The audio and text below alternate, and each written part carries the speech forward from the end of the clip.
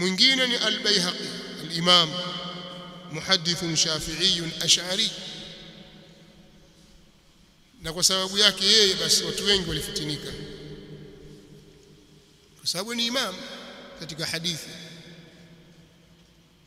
al-Baihaqi rahmatullahi ta'ala alayhi wa ghafara Allahu anhu, huyu ni kama al-Khattabi. Hawa ni katika waliopinga ilmu al-kalam, katika ashaira waliopinga ilmu al-kalam, yeye ni mmoja wapo.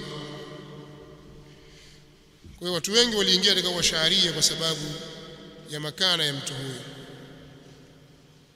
Anathibitisha sifatul khabariyya kama nilivyosema, lakini yunkiru uluwa Allah ta'ala ala arshi taban li shaykhihi ibn Furak. al-Baihaqi amefariki mwaka ngapi? Mwaka 458 katikati ya karne ya 5.